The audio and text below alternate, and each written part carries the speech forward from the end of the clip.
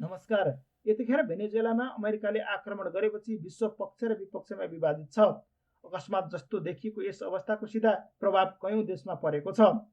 आजको यस सामग्रीमा अमेरिका पुर्याइएका भेनेजुएलाका राष्ट्रपति मादुरोका पछिल्ला गतिविधि, भेनेजुएला प्रकरणसँग जोडेर अमेरिकामा ट्रम्पको विरोध कसले के भने, अमेरिकाको कदमबारे कम्युनिस्ट विचारधारा भएका चीन, रुस र उत्तर कोरियाली मुलुकको भनाई, मानवाधिकारको नारा लगाउने EU लगायत भारतको धारणा, भेनेजुएलाका राष्ट्रपतिलाई अपहरण गर्नुका खास कारणहरू र चीनको ताइवानमाथि आक्रमण। अब लागौं सामग्रीतर्फ।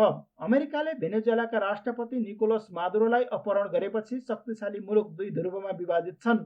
जनवरी 3 मा अपहरण गरिएका मादुरोलाई अमेरिकामा लागू औषध दुर्व्यसनी, मानवाधिकारको हनन र आतंकवादको मुद्दामा अमेरिकी अदालतमा मुद्दा चलाइएको छ र उनले सो अदालतमा बयान दिइरहेका छन्। उनलाई हत्कडी लगाएर अदालतमा उपस्थित गराइएको छ। अदालतमा उपस्थित गराएका मादुरोले आफू अहिले पनि भेनेजुएलाको राष्ट्रपति भएको बताएका छन्। सो क्रममा उनले आफू निर्दोष रहेको बताउँदै अपहरणमा परेको बताएका छन्। मादुरोलाई यसरी अमेरिकी अदालतमा बयान गराइरहँदा भेनेजुएलाको राष्ट्रपति भवन र आसपासका क्षेत्रमा भीषण गोलाबारी र आक्रमण भएको छ।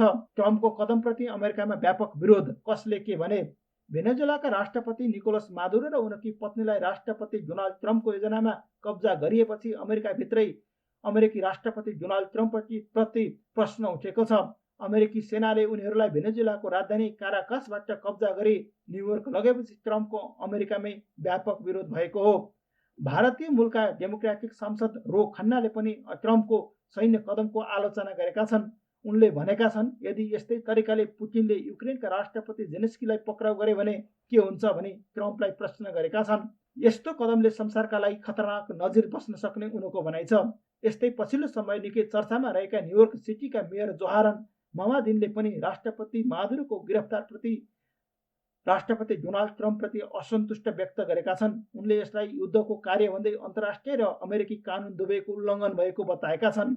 मादुरोको गिरफ्तारीप्रति राष्ट्रसङ्घको आपत्ति। संयुक्त राष्ट्रसङ्घले भेनेजुएलामा अमेरिकी आक्रमणपछि राष्ट्रपति निकोलस मादुरोलाई पक्राउ गरिएको भन्ने सूचनाले राष्ट्रसङ्घ गम्भीर रूपमा चिन्तित बनेको बताएको छ। राष्ट्रसङ्घले एक विज्ञप्ति जारी गर्दै यस किसिमका घटनाको वृद्धि अन्तर्राष्ट्रिय कानुनको उल्लङ्घन भएको बताएको छ।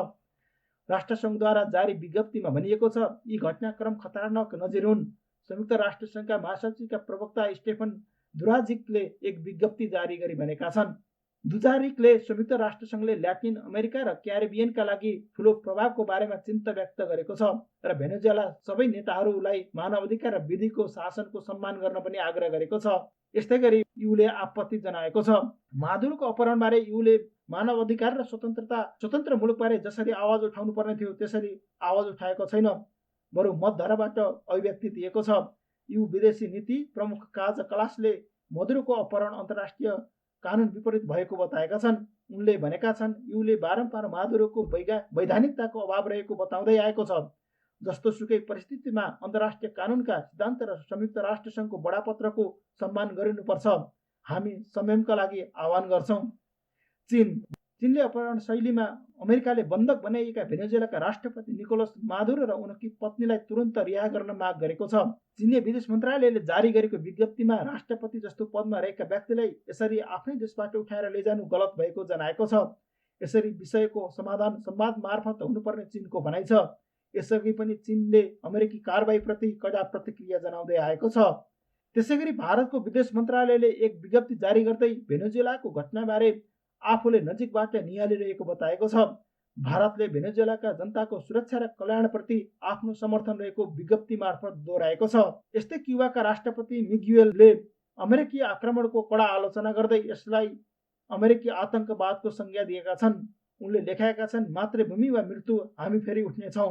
त्यसैगरी इरानले अमेरिकी आक्रमणको कडा विरोध गर्दै भेनेजुएलाको राष्ट्रिय सम्प्रभुता र अखण्डताको उल्लङ्घन भएको बताएको छ। यस्तै रुसले अमेरिकाको आक्रमणलाई सैन्य बर्बरता भनेको छ र थप सङ्कट ननिम्त्याउन संवादको मार्ग खोज्नुपर्ने भनेको छ। भेनेजुएलालाई आफ्नो भविष्य निर्धारण गर्ने अधिकार रहेको भन्दै रुसले कुनै पनि बाह्य सैन्य हस्तक्षेपको अस्वीकार्य रहेको प्रतिक्रिया दिएको छ। युरोपेली सङ्घले भेनेजुएलामा विकसित घटनाबारे आफूले अमेरिकी विदेशी मन्त्री मार्को रुबियोसँग कुरा गरेको उल्लेख गरेको छ। काल्लासले भनेकी छन्, हामी भेनेजुएलामा विकसित परिस्थितिलाई नजिकबाट निहालिरहेका छौँ। यस्तै स्पेनले भेनेजुएलामा तनाव कम गर्न मध्यस्थता गर्न र अन्तर्राष्ट्रिय कानुनको सम्मान गर्न आह्वान गरेको छ। भेनेजुएलामा शान्तिपूर्ण समाधान खोज्न मद्दत गर्न आफू मध्यस्थता गर्न तयार रहेको बताएको छ। त्यसैगरी इटालीले भेनेजुएलाको घटनाबारे निहालिरहेको बताएको छ। भेनेजुएलाको घटनाबारे निहालिरहेका छौँ र त्यहाँ बस्ने इटालियन नागरिकहरूको सुरक्षा सुनिश्चित गर्न प्रयास गरिरहेका छौँ। नाटोको ट्रम्पलाई चेतावनी। उत्तर एटलान्टिक सन्धि संगठन नाटोका पूर्व प्रमुख भेल्सी कार्टले भेनेजुएलामाथि नियन्त्रण गर्न अमेरिकालाई निकै गाह्रो पर्ने चेतावनी दिएका छन्। पूर्व प्रमुख कार्टले सीएनएनसँग कुरा गर्दै भेनेजुएलामा बढ्दो शत्रुताले अमेरिकाका लागि खतरा सिर्जना गर्न सक्ने चेतावनी दिएका छन्। यदि अमेरिकाले सेना मार्फत त्यहाँको तेल नियन्त्रण गर्ने प्रयास गरे अर्को तनाव चुलिने उनको भनाइ छ। उनी अझ अगाडि भन्छन्, अघिल्ला उदाहरणहरूमा पनि देखिएको छ, जब कुनै ठुलो शक्ति केवल स्रोत लुट्ने उद्देश्यले कुनै देशमा प्रवेश गर्छ भने त्यहाँका जनताले त्यसलाई स्वीकार गर्दैनन्। मानव अधिकारका नाममा अमेरिकाको दादागिरी। अमेरिका विश्व राजनीतिको मुख्य मेरुदण्ड हो। अमेरिकालाई मुख्यतया मानव अधिकार, स्वतन्त्रता, लोकतन्त्रको पर्याय अर्थात् अनुकरणीय देशको रूपमा मानिन्छ। तर पछिल्लो घटनाले मानव अधिकार र स्वतन्त्रताको नाममा विश्वमा आतंक फैलिएको भनी आलोचना भइरहेको छ। मादुरोलाई यस्तो बेला अपहरण गरिएको छ कि चीनका विशेष दूत भेनेजुएलाको राजधानीमा रहेका बेला आक्रमण गरिएको हो। हमला पूर्व मादुरो र चीनका विशेष दूत बीच 3 घण्टा लामो वार्ता भएको थियो। यतिखेर रुसले युक्रेनमाथि विगत केही वर्षदेखि आक्रमण गरिएको छ। चीनले ताइवानलाई आफ्नो क्षेत्रमा समाहित गर्न लागि परेको छ। यी सबै प्रतिक्रियापछि ट्रम्पले के भने? अमेरिकी राष्ट्रपति डोनाल्ड ट्रम्पले भेनेजुएलाकी अन्तरिम राष्ट्रपति जेल्सी रोड्रिग्सलाई कडा धम्की दिएका छन्। ट्रम्पले भनेका छन्, यदि जेल्सीले भेनेजुएलाका लागि अमेरिका ठिक ठान्ने काम गरिनन् भने उनको हालत मादुरो भन्दा पनि खराब हुन सक्छ। ट्रम्पले यो कुरा द अटलान्टिक म्यागजिनलाई दिएको अन्तर्वार्तामा बताएका हुन्।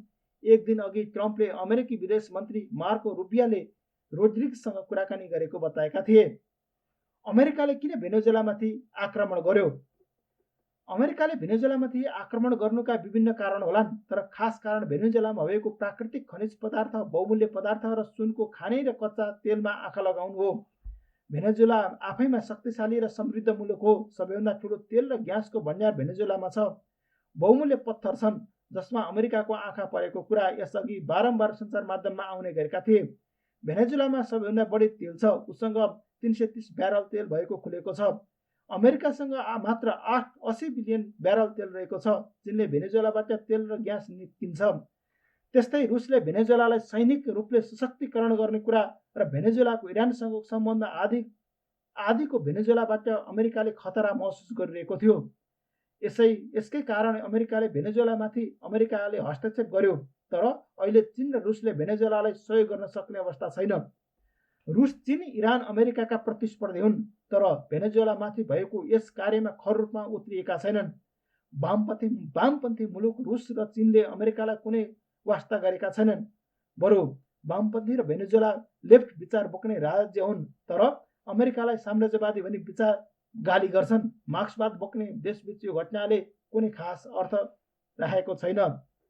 ताइवानप्रति अमेरिकाको दृष्टिकोण। भेनेजुएलामाथि अमेरिकाले नाङ्गो नाच प्रदर्शन गरिएका बेला चीनले ताइवान आफ्नो कब्जामा लिने घोषणा गरेको छ। चीन र अमेरिकाका एकअर्काका प्रतिस्पर्धा हुन्, तर अमेरिकाले चीनको एक नीतिलाई अंगीकार गरेको छ, अर्थात् ताइवान चीनको अङ्ग हो भन्ने कुरालाई स्वीकार गर्छ। अर्कातिर अमेरिकाले ताइवानलाई स्वतन्त्र राज्यको रूपमा स्वीकार गर्दै आएको छ। त्यसैगरी चीनसँग लड्न अमेरिकाले ताइवानलाई हतियार पनि उपलब्ध गराउँदै आएको छ। पछिल्लो समय अमेरिकाले ताइवानलाई सबैभन्दा धेरै हतियार बेच्ने सम्झौता गरेको छ। त्यसैगरी ताइवानमा सैनिकको उपस्थिति रहेको छ।